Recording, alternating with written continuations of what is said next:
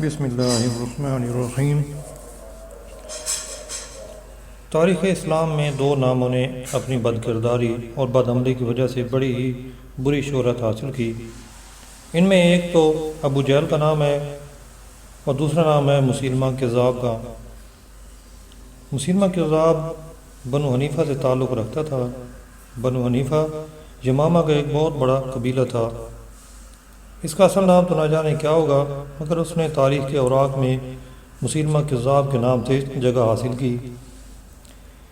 مسیلمہ کے باپ کا نام کبیر بن حبیب تھا، لہذا یہ کہا جا سکتا ہے کہ اس کو مسیلمہ بن کبیر بھی کہا جاتا ہوگا۔ ایک روایت یہ بھی ہے کہ عام طور پر اسے رحمان یمامہ بھی کہا جاتا تھا۔ یہ شخص اگرچہ ایک عمر رسیدہ شخص تھا، مگر اس نے اپنا جسم بہت مضبوط بنا رکھا تھا اور اس میں جوانوں کی سی پھرتی پائی جاتی تھی۔ قبیلہ بنو حنیفہ کے لوگ اس سے بے حد متاثر تھے۔ اس کی پیشین گوئیاں تقریباً پوری ہو جایا کرتی تھیں۔ اگر کوئی پیشین گوئی پوری نہ بھی ہوتی تو یہ بات بنا کر لوگوں کو متاثر کرنے کا ماہر تھا، مگر جب اس نے دعوی نبوت کیا تو اس کو رسول کریم صلی اللہ علیہ وسلم نے جب کذاب کہہ کر پکارا تو پھر وہی رحمان یمیمہ اب مسیلمہ کذاب بن گیا۔ صحیح مسلم کی ایک روایت میں ہے کہ مسیلمہ علاقہ یمامہ کے بنو بکر قبیلہ کی شاخ بنو حنیفہ کا سردار تھا۔ مسیلمہ بدصورت، پست قد اور چالاک و مکار واقع ہوا تھا۔ 10 ہجری میں اس کے قبیلہ کا ایک وفد مدینہ طیبہ آیا۔ مسیلمہ بھی اس میں شامل تھا۔ حضور صلی اللہ علیہ وسلم سے اس نے عرض کیا کہ اگر آپ مجھے اپنا جانشین منظور فرما لے تو میں حلقہ بگوش اسلام ہو جاتا ہوں۔ آپ نے ارشاد فرمایا کہ میں اللہ کے احکام سے تجاوز نہیں کر سکتا، اس شرط پر اگر تم کھجور کی یہ چھڑی بھی مانگو تو نہ دوں۔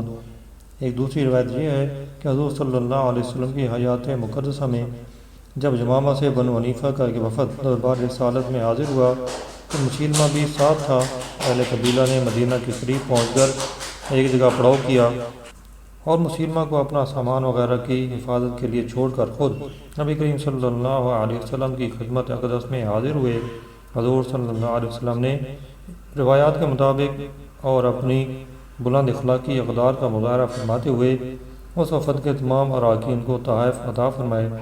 ان میں سے کسی نے یہ بتلایا کہ ایک ہمارا ساتھی بھی ہے جو ہمارے ساتھ نہیں آیا، وہ سامان کی حفاظت کر رہا ہے۔ چنانچہ نبی کریم صلی اللہ علیہ وسلم نے اس کا حصہ بھی عطا فرمایا۔ یہی کرم کا وہ موقع تھا کہ جب اس نے اس بات کو بطور تعویل پیش کرنا شروع کر دیا کہ مجھے بھی نبوت میں حصہ دار بنایا گیا ہے۔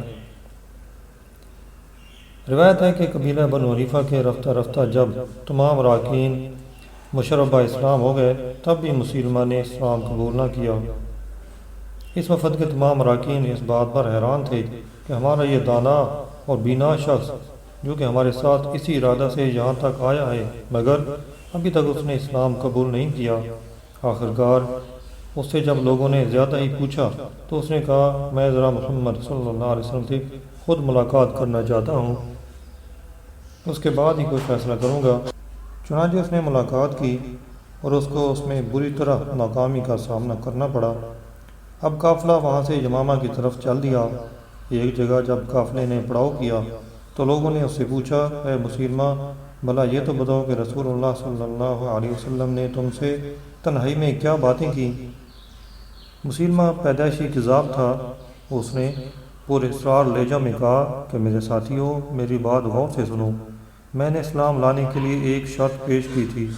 لوگوں نے حیران ہو کر اس بوڑھے گاہک کو دیکھنا شروع کیا کہ بھلا اس نے کون سی شرط رکھی تھی۔ ان میں سے کئی ایک بے ساختہ بول اٹھے کہ اے مسیلمہ، ہمیں یہ تو بتاؤ کہ تم نے کون سی شرط رکھی تھی، ہم بھی تو سنیں کہ وہ کون سی ایسی شرط تھی کہ تم نے اب تک اس کا تذکرہ ہم سے نہ کیا۔ وہ کہتا ہے میں نے محمد صلی اللہ علیہ وسلم سے یہ شرط رکھی تھی کہ میں اس وقت تک ایمان نہ لاؤں گا جب تک وہ مجھے اپنی نبوت میں شریک نہ کر لیں اور اپنا جانشین نہ بنا لیں، جس طرح حضرت ہارون علیہ السلام کو حضرت موسیٰ علیہ السلام نے کیا تھا۔ اس شرط پر میں ایمان لاؤں گا۔ وفد کے تمام اراکین ہمہ گوش ہو گئے۔ یہ سب تو ابھی کچھ دن پہلے ہی مشربہ اسلام ہوئے تھے، مگر اب ایک نئی صورتحال جنم لے رہی تھی۔ انہوں نے دھڑکتے دلوں کے ساتھ یک زبان ہو کر پوچھا، اے مسلمہ، بھلا تمہیں نبی کریم صلی اللہ علیہ وسلم نے کیا جواب دیا؟ مسلمہ کذاب نے کہا کہ جواب کیا انہوں نے دینا تھا، بلکہ ہم دونوں نے ہی ایک دوسرے کی نبوت کو مان لیا۔ حجاز میں محمد اور یمامہ میں میں مسلمہ نبی ہوں گا۔ مجھے انہوں نے بلا تعامل اپنا جانشین تسلیم کر لیا ہے، مگر تم لوگ حیران و ششدر کیوں ہو؟ وہ لوگ کہنے لگے، تم یہ بات کس طرح کہہ سکتے ہو؟ جب تم ملاقات کر کے آئے تھے تو چاہیے تو یہ تھا کہ رسول اللہ صلی اللہ علیہ وسلم تمہاری موجودگی میں یہ اعلان فرما دے، یا یہ کہ تم مدینہ طیبہ میں ہی یہ بات کر دے تاکہ ہم لوگ اس کی تصدیق کر لیتے۔ ہم تمہاری اس بات پر اس وقت تک ہرگز یقین نہیں کریں گے جب تک اس کی تصدیق مدینہ طیبہ سے نہ کر لیں۔ اس نے کہا، ہاں تم لوگ بڑی خوشی کے ساتھ تصدیق کر سکتے ہو۔ تم میں سے کوئی ابھی مدینہ چلا جائے اور تصدیق کر کے واپس آئے، مجھے بھلا کیا اعتراض ہو سکتا ہے؟ مگر ایک بات میری سن لو کہ جب تک تم لوگ میری نبوت پر ایمان نہیں لاؤ گے تم مسلمان نہیں کہلوا سکتے۔ تمہارا ایمان اسی وقت مکمل ہوگا جب مجھ پر بھی ایمان لاؤ گے۔ تاریخ طبری اور خلفائے راشدین از معین الدین ندوی، اس میں درج ہے کہ مسلمہ نے جب رسول اللہ صلی اللہ علیہ وسلم کو لکھا کہ میں بھی آپ کے ساتھ نبوت میں شریک ہوں، لہذا نصف دنیا آپ کی ہے اور نصف میری۔ حضور صلی اللہ علیہ وسلم نے جواب میں مسلمہ کو کذاب کے لقب سے خطاب کرتے ہوئے لکھا کہ محمد رسول اللہ صلی اللہ علیہ وسلم کی طرف سے مسلمہ کذاب ہو۔ اما بعد، دنیا اللہ تعالیٰ کی ہے، وہ اپنے بندوں میں سے جسے چاہے گا اس کا وارث بنائے گا، اور انجام پرہیزگاروں کے لیے ہے۔ مسلمہ نے اپنی نبوت کا پرچار اپنے قبیلہ میں شروع کر دیا تھا۔ اس کی تبلیغ کے ابھی تک خاطر خواہ نتائج نہیں نکل رہے تھے کہ اچانک ایک روز اس کی امیدیں بر آنے لگیں۔ ہوا یوں کہ ایک روز اسے ایک ایسا شخص ملنے کے لیے آیا جو کہ مدینہ طیبہ سے آیا تھا۔ اس نے مسلمہ سے کہا، اے مسلمہ، میں مدینہ سے آیا ہوں۔ رسول اللہ صلی اللہ علیہ وسلم نے فرمایا ہے کہ میں بنو حنیفہ کے لوگوں کو بتاؤں کہ مسلمہ کذاب ہے اور لوگ اس کی باتوں میں مت آئیں۔ مسلمہ نے اس کی بات بڑے غور سے سنی اور اس سے پوچھا کہ کیا وہ اس سے ملنے سے پہلے اپنے قبیلہ کے کسی دوسرے آدمی سے ملا ہے؟ اس نے کہا کہ نہیں، ابھی تک وہ صرف اسی سے ملا ہے، اور اس نے ابھی تک کسی سے بھی یہ بات نہیں کی۔ یہ بات سن کر مسلمہ کی خوشی دیدنی تھی۔ اس نے اس شخص سے کہا کہ اب بتلاؤ میرے متعلق تمہارا کیا خیال ہے؟ تو اس نے کہا، میں دولت اور جاہ و عظمت کی وجہ سے نہیں بلکہ صرف اپنے قبیلہ کی عزت کی وجہ سے تمہاری مدد اور اعانت کروں گا، کیونکہ تمہارا تعلق اور میرا تعلق یمامہ اور بنو حنیفہ سے ہے۔ تاریخ طبری میں ہے کہ اس کا پورا نام رحال بن عنفوہ بن نشل تھا۔ یہ بنی حنیفہ کا ایک شخص تھا۔ اسلام لایا اور سورہ بقرہ اس نے پڑھی تھی۔ یہ جب یمامہ آیا تو اس نے مسلمہ کے حق میں شہادت دی کہ رسول اللہ صلی اللہ علیہ وسلم نے مسلمہ کو بھی نبوت میں شریک کر لیا ہے۔ خود مسلمہ کے ادائے نبوت سے زیادہ رحال اس کے بیان کی وجہ سے اہل یمامہ ارتداد میں مبتلا ہو گئے۔